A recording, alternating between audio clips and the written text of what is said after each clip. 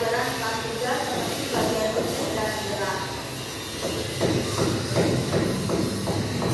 Dengan tujuan program, tujuan yang ingin dicapai itu ada 4. Untuk meningkatkan minat siswa terhadap aktivitas fisik. Yang kedua, meningkatkan kemampuan motorik kasar dan halus. Yang ketiga, menumbuhkan rasa kerjasama dan sportivitas. Yang keempat, mengenal bagian-bagian tubuh dan fungsinya.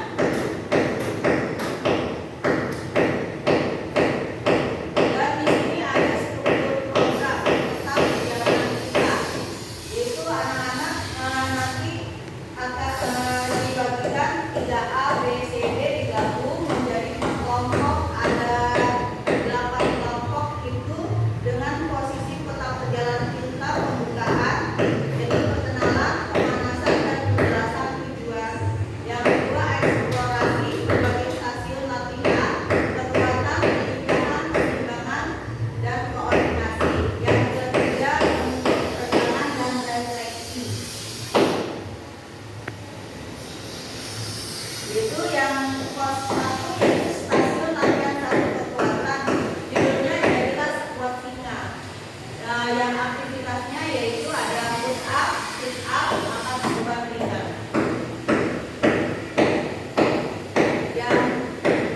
Yang stasiun latihan 2 yaitu pelincahan, judulnya lincah seperti kelinci. Yang aktivitasnya lompat tali dan bijak. Yang stasiun latihan 3 keseimbangan, judulnya seimbang seperti pelari. Yang aktivitasnya berdiri di satu kaki, jalan di garis lurus, berjalan di papan keseimbangan. Dan evaluasi dan tindak lanjut. Evaluasi dan langkah selanjutnya yaitu dengan cara observasi langsung. Yang kedua, angket siswa dan guru. Yang ketiga, dokumentasi foto dan video. Yang keempat, rencana tindak lanjut. Ini kita akan yang ininya bahannya libatkan siswa ya. Saya akan mengajak kelas 3A, B, C, D untuk membagikan kelompok dan sesuai dengan gesturnya, ibaratnya sesuai dengan cewek-cewek, cowok-cowok, jadi enggak mix. Dan ada kerjasama dengan orang tua. Kita juga akan melibatkan orang tua dalam kegiatan olahraga di rumah supaya dikontrol. Yang ketiga, manfaat lingkungan sekitar, gunakan fasilitas sekolah seperti lapangan, taman, atau ruang kelas untuk melakukan aktivitas fisik. Saya akan memberikan di foto-foto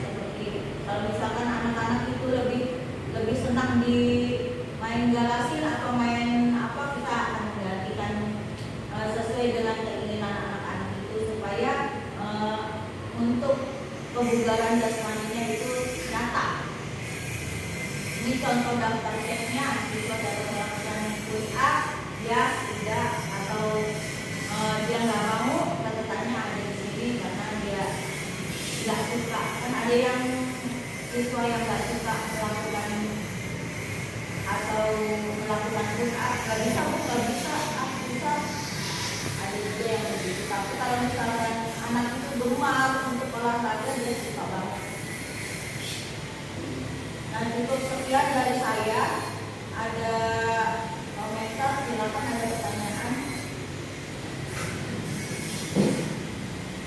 Ini program saya selama 1 semester ya Pak Bu. Niatnya mau saya pojok-pojokin di ruang pojokan, dikasih judul di situ, misalkan yang pro 1 di sini ada